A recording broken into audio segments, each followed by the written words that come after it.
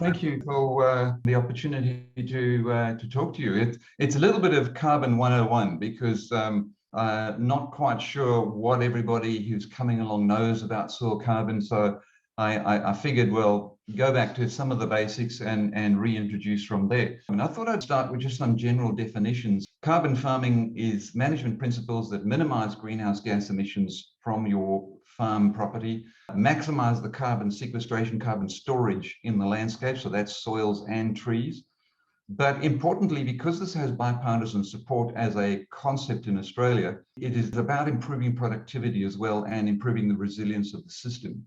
Carbon neutral is something a little different, and that's become more popular since the Paris Climate Agreement set the world on an inevitable course towards carbon neutrality by 2050. We're seeing a lot of the supply chain, a lot of the major agribusinesses all setting targets. The banks have set targets. Rabobank, National Australia Bank, they've all set their targets. So we're on this course towards carbon neutrality. Now, from a farm sector, this means management that minimizes greenhouse gas emissions and then tries to offset the balance of what can't be minimized through sequestration of an equivalent amount of carbon dioxide equivalents in the soil or the trees.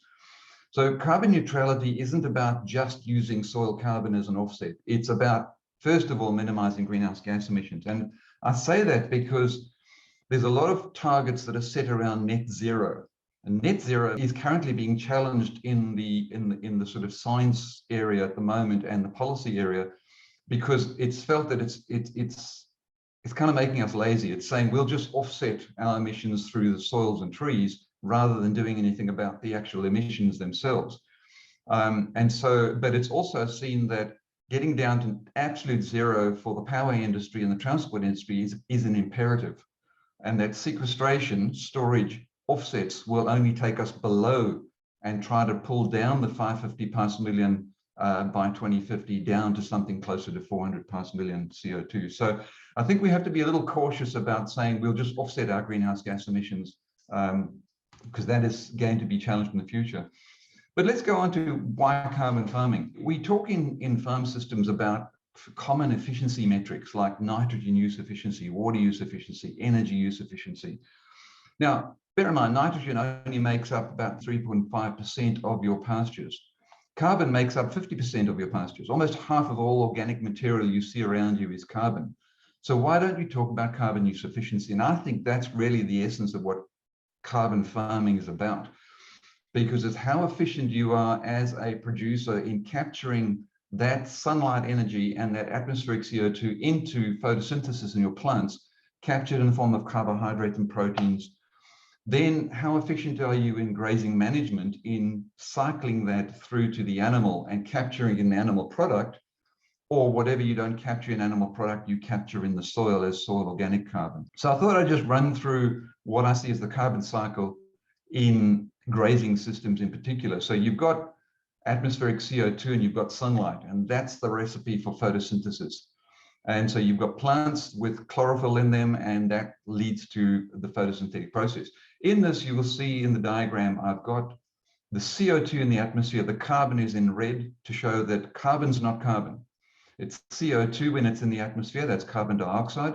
Once it's captured through photosynthesis in the plant, it is carbohydrate, CHO. It's not actually the same. It's not a gas. It's now a sort of liquid solid. And yes, there is some respiration back to the atmosphere, but on balance, the plant's growing. So it's captured that carbon into structural forms and sugars. Now, when we put an animal onto that, you'll see there's two arrows going back to the CO2 in the atmosphere. One of them is just CO2. And to be fair, the majority of what goes back what the animal eats of that carbohydrate, the animal just belches it out as CO2 and it goes back to the atmosphere, and the cycle is neutral in that respect. A small amount, and I do emphasize it's a small amount of that carbon is fundamentally different. It's converted into CH4, methane.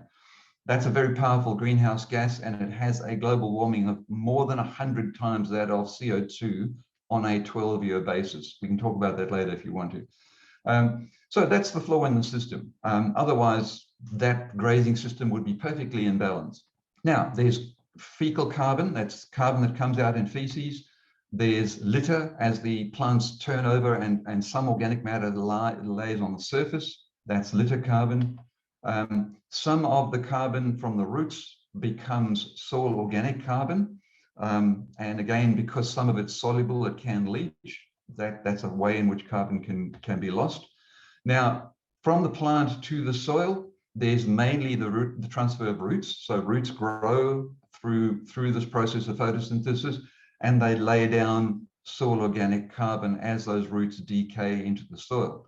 So obviously, the better root system you've got, the deeper the roots, the more of the three-dimensional space in the soil those roots can occupy, the better off you are. There is some laydown of root exudates, so soluble sugars that go into the roots, into the soil as a form of carbon. That's mainly through what we call avascular mycorrhizal fungi, which you could almost view as being extensions to existing roots. They fungi hyphae that link onto existing roots, and they draw their energy from the roots themselves by soaking up carbohydrate from the roots. Whether they lay sugar down into the soil is still debatable. We know they derive sugar from the roots of the plant and form other forms of carbon in the soil. Now, the real issue is that soil organic carbon is in different turnover rates. So you've got some of it that's just charcoal from previous fires that is charcoal and will remain charcoal for the next 1,000 years. But most of the new carbon laid down into the soil is in the form of a particulate organic carbon. So it's a fine fraction, less than 2 millimeters fraction in the soil, and that is a very rapidly turned over pool of carbon. So that's the one we really want most of, because it's the pool that turns over and liberates nutrients back to the atmosphere. So you've got microbes that are working on that carbon all the time, and their job is to turn it over and to release nutrients out of it. So in a good quality pasture in South Gippsland, you'd probably get 200 kilograms of nitrogen per hectare per year liberated by these microbes working on the particulate organic carbon, turning it over, releasing CO2 back to the atmosphere. But in the process, they're releasing 200 kilograms of nitrogen back to your pasture. And that's how most of our pastures function in terms of the nitrogen cycle. As the particular organic carbon decays further, some of it's released to CO2, but some of it becomes a finer fraction called humus, which is your longer term fraction. That's the fraction that lasts well over 25 years, probably closer to 100 years as a fine fraction of carbon. Now, that's important. I'll come to that in a moment. So carbon farming is really about capturing that atmospheric CO2 with photosynthesis, trapping it and getting it out in the form of meat, wool, milk, carbon. Now, I have that cycle going back to the atmosphere because we as humans consume that product and we respire CO2 and we send the CO2, the carbon, back to the atmosphere, and that again becomes a largely neutral cycle, apart from the industrial emissions from transport and processing of that animal product. So carbon farming is really about maximizing the amount we put into those products, but also whatever we don't put in there, how much can we store in the soil in those longer term fractions? And the flaw in the whole balance of the system. So without that methane, this would be a positive carbon cycle. So fortunately, we have technologies coming through that can dramatically reduce that methane that I can come to. Now, I guess it's worth mentioning though that soil organic carbon has become the focus, but soil organic matter is so much more than soil organic carbon. We should be talking about soil organic matter, not soil organic carbon. Carbon just came in because people thought they could make money out of selling soil carbon. Soil organic matter is much more. So there's an equation there, roughly half of what is in the soil as soil organic matter can be carbon. So soil organic carbon times 1.72 is roughly soil organic matter.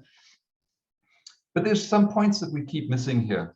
And that is that for soil health, for good, productive, resilient pastures that are healthy, we want most of our soil carbon, soil organic matter, to be in that particulate form, that faster turnover fraction that can release nutrients, that can store moisture in the soil and help our pastures grow. That's for soil health where we want most of the carbon.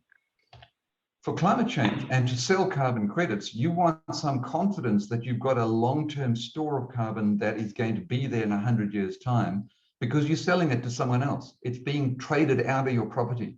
An investor like Microsoft might be buying that carbon. And so you want it in a slower turnover pool. You want it in a resistant form. In fact, if it was all in charcoal, it would be better, because then you know it's going to be there in 100 years' time. It's not affected by droughts, for example. But this slower term form of fraction confers less productivity benefits than the faster term fraction. I think we get a bit mixed up with this when the focus on carbon trading and climate change helps us focus maybe too much on the soil carbon rather than the soil organic matter that makes our system richer, because these are not always the same objectives. What determines the net carbon balance in our soils? Well, soil organic carbon or soil organic matter is a function of how much you put in and how much goes out. What goes in is in the form of plant growth. So the better the pastures we grow, the deeper the rooted pastures we grow, the healthier the pastures, the more carbon is laid down over time. The less we disturb the soil, the less we break up those hyphae, the fungal hyphae, the better the soil carbon. There's another way of increasing carbon. You can import carbon. You can actually take organic material from somewhere else, like biochar, and add it to the soil. That's importing carbon. The outputs are pretty simple. It's microbial turnover. That can be affected by various actions like soil disturbance, for example. But the point here is that in a high rainfall year like a La Nina that we've had, in the last 12 months, we've probably laid down more soil organic matter in Australia than in the previous 2 years of drier weather. So rainfall makes a huge difference because it affects plant growth. So in a high rainfall year, you've got high inputs, but the microbes are working at a fairly consistent rate, turning it over. So the input output is probably in favor of inputs. In a drought, and this is something to really be aware of if you're going into carbon trading, in a drought, the inputs go down. Plant growing season rainfall's gone down. You can't grow as much, but the outputs, the microbes, are still working at about the same pace. Your soil microbes have to be in a very arid condition to not work at all. And so while they might not be as high as a high rainfall year, you can see that in a low rainfall year, you've got inputs have gone down, but your outputs are still going out at about the same rate. And so we lose large amounts of carbon in drought years, and we build large amount of carbon in good rainfall years. And we need to start thinking about our soil carbon in longer term timescales in how we manage that. Because in Australia, rainfall has a dominant and overriding effect on our balance of soil carbon. And so taking that longer term view of soil carbon and managing for the good years and the bad years is important. So what is carbon? What is the different fractions? Well, we've got residues on the surface that I showed you earlier. We've got buried plant residues sitting close to the soil surface that might be greater than 2 millimeters. We've got this particulate organic carbon, 2 millimeters, 2.05 millimeters, and we've got the humus, which is a finer fraction, and this resistant organic carbon, which is from historic burning, fire deposition of charcoal. Only those three fractions I've got highlighted there on the screen is what we call soil organic carbon. Now, why I mention that is because there's a lot of confusion sometimes between root growth and soil organic carbon. Don't confuse roots with soil organic carbon. Yes, if you put deeper rooted pastures in, if you put root pastures that have got better root systems, over time you will grow or lay down more soil organic matter. But it's not instant. You might show a pasture, a soil that's got roots going down deeper, but then do a test and find, well, actually the soil carbon hasn't increased. Well, because you haven't given it enough time. So when we do a soil carbon analysis, we have to remove all those temporal fractions, all the shorter term fractions. So we take the surface layer of litter off, because that blows off very quickly in organic matter turnover. We sieve out the residues larger than 2 millimeters, because those are very temporal fractions. They don't hang around for very long. We only take those fractions that are below 2 millimeters, that are finer fractions that are likely to be there for 20 years or more, and that's what we call soil organic carbon. So I guess let's talk about the benefits. The reason why I talk about soil organic matter rather than carbon is because building soil organic matter is just good practice. It's what we should all be doing and aiming for, because it has implications for healthy, productive, resilient soils. it will help us in our adaptation to climate change, as you'll see in the next short while. And I would suggest, and I'm going to show you some evidence for this, that the payment for that building that soil organic matter is already there before you think about selling soil carbon. Soil organic matter has biological roles, like, for example, the reservoir of nutrients that holds about 200 kilograms of nitrogen there. The physical roles, better structural stability of your soils, less erosion. The chemical roles, better cation exchange, better pH balancing. Those are all benefits that will confer productivity on your system without you even having to think about soil carbon trading. And they, I would say, those are what we call the co-benefits in carbon trading that are are probably an order of magnitude bigger than the direct benefits of selling soil carbon. Now, a few fundamentals on soil carbon. This comes from the world's longest running experiment in Rothamsted in the UK, often criticized because they say, well, they didn't measure all the carbon. And I would refute that by saying, in this, they use isotopic decay. In other words, they add labeled carbon to the soil, radioactive labeled carbon to the soil, so they can measure every single particle of carbon and they add up the carbon cycle. So in this graph, what I'm showing you, they've actually captured everything that's in the soil. What it is soil disturbance cropping system leading up to a permanent pasture. So at about the start of the graph, they stopped cultivating the soil and they went into a permanent grassland with some fertilizer manuring added. And you can see rapid increase in soil carbon initially, but it does take long time periods before it finally settles down at a new steady state. So you could say something like 25 to 50 years after cultivation, you might be settling down at some new steady state in carbon, but it takes a long time. The reverse is also true. You can destroy soil carbon very quickly. You just put cultivation through your soil and you will get rid of a large amount of carbon. And I'll show you some graphs on that soon. So don't disturb the soil. Permanent pasture is the way to grow more carbon. The law of diminishing returns is universal in nature. You can't add more nitrogen fertilizer and keep getting more yield. It eventually curves off. Same with soil organic matter. You can change management and change that to deeper rooted pastures. And over time, you will find the law of diminishing returns settles down that system at a new steady state. You will not be able to increase soil organic matter in perpetuity, for example. The other point is whatever management you impose to build your carbon to a new level, you need to aim to keep that management in place indefinitely. So you can't come halfway through that continuum, stop the fertilizer or stop the input or disturb the soil and expect the carbon to stay where it was or keep building. It will erode the carbon back down to where the management started. The other point is starting point really matters. And this is very important for those of you who've been in permanent pasture for a long time. You have done well. You have built the soil organic matter up to close to that steady state if your pastures have been undisturbed for about 50 years. And so that graph on the bottom right comes from the long-term phosphorus site at Hamilton running for 25 years, where the level lines at the top show you what happens with a high starting point.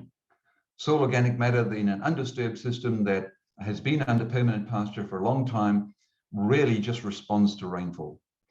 So soils with a low starting point, on the other hand, the bottom two dotted lines, you can see they were low at the start and they are slowly increasing over that 20-year period.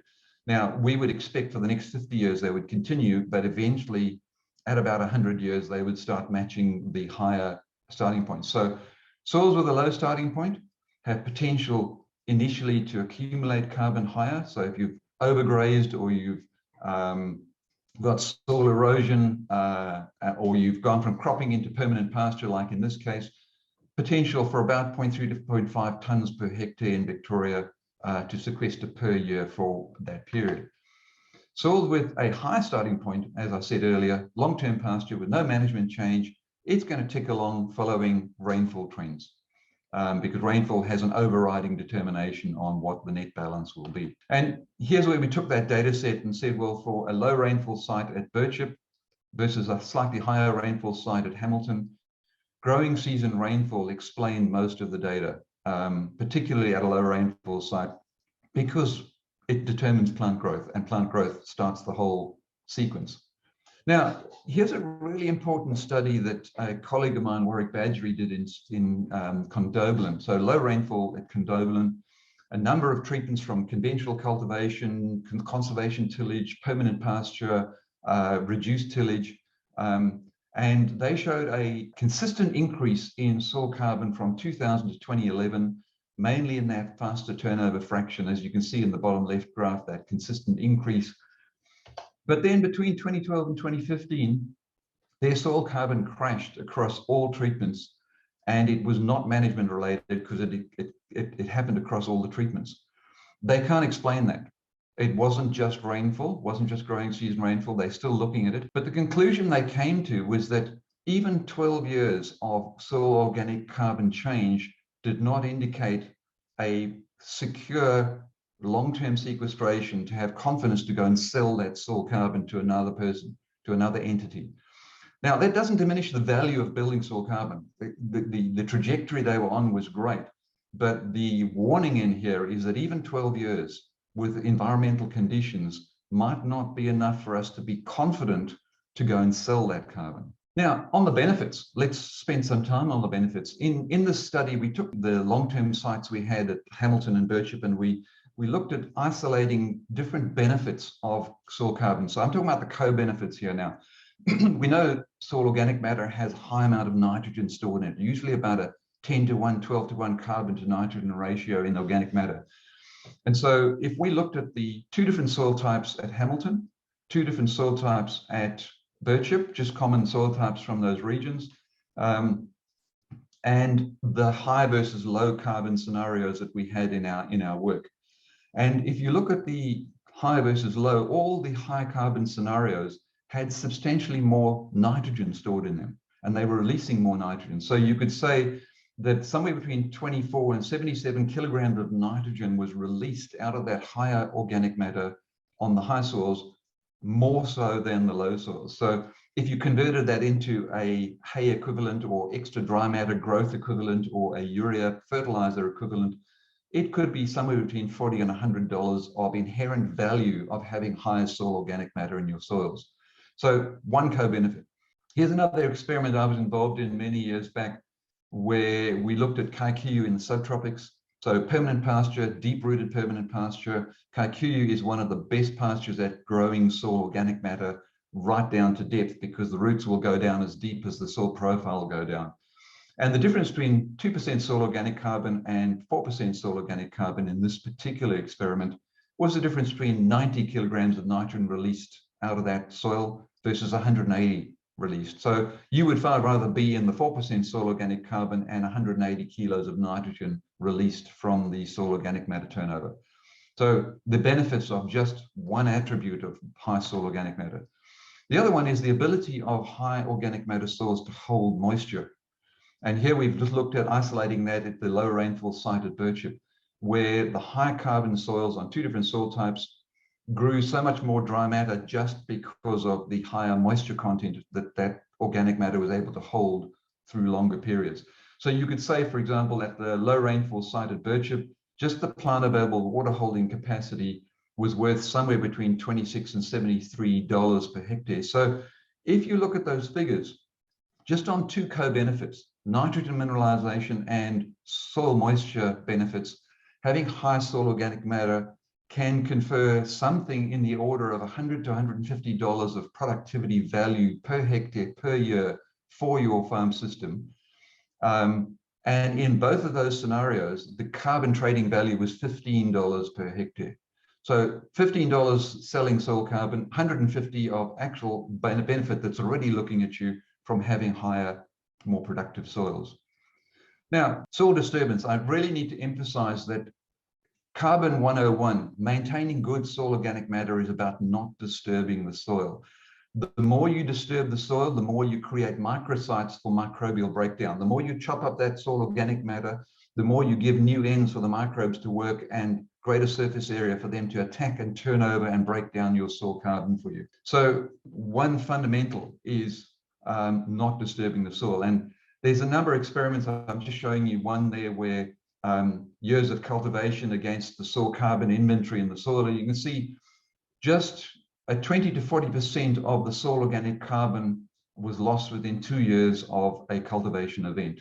So fundamentally, don't disturb that soil if you want that soil organic matter to stay there. And the first principle of regenerative agriculture is, if you go just do a quick search of the principles of regenerative agriculture, number one, reduce soil disturbance, go to zero tillage. Those avascular mycorrhizal fungi filaments, they usually only make a big contribution in undisturbed soils where they've had time to grow and make a big impact. The moment we've disturbed our soils, they make a very limited contribution. So I thought I'd just set expectations on what can be achieved. What I've given you here in this table is the default in the federal government's emissions reduction offset methodology. So there's two offset methods. The one is measure before, measure after, and claim the difference. The second one is you can look at a table of potential benefits. And for example, if you're converting from cropping to pasture, with the greatest benefit, you'd be in the bottom right-hand corner, which is 0.23 tons of carbon per hectare per year, which is what the government will allow, will recognize as being the amount of carbon you can increase in the soil per year under conversion from cropping to pasture. On the right-hand side, I've given some figures of recent research in Australia and then through to the United States of the types of increases in soil organic matter that can be achieved by better management of our pastures. So in this particular case, one of the biggest benefits is moving out of some form of soil disturbance into permanent pasture. And you can see figures there of about 0.26 to about just under 1 ton of carbon. It's not CO2 equivalent, it's carbon. The CO2 equivalence is a bigger figure. So tons of carbon per hectare per year. I would suggest to you, if you're doing a bit of a filter on data you're being given, any claims of carbon change in soils that are greater than these figures in these tables and data, so somewhere between figures I pulled off the internet quickly, 2.7 to 6.2 tons per hectare, it's not possible with just plant growth. I put those into Jeff Bollock's calculator, and to do 6.2 tons of carbon per hectare per year, you need to be growing over 200 tons of pasture. Now, none of you would be growing more than 20 tons of pasture. So it's an order of magnitude out in what is biologically possible. Or in those cases, they are either importing carbon and depositing carbon from elsewhere into the system, or they are mixing surface litter down to depth through some cultivation event. That's the only way you can get higher amounts of carbon put in, and that would only be a once-off event. You can't keep doing that indefinitely.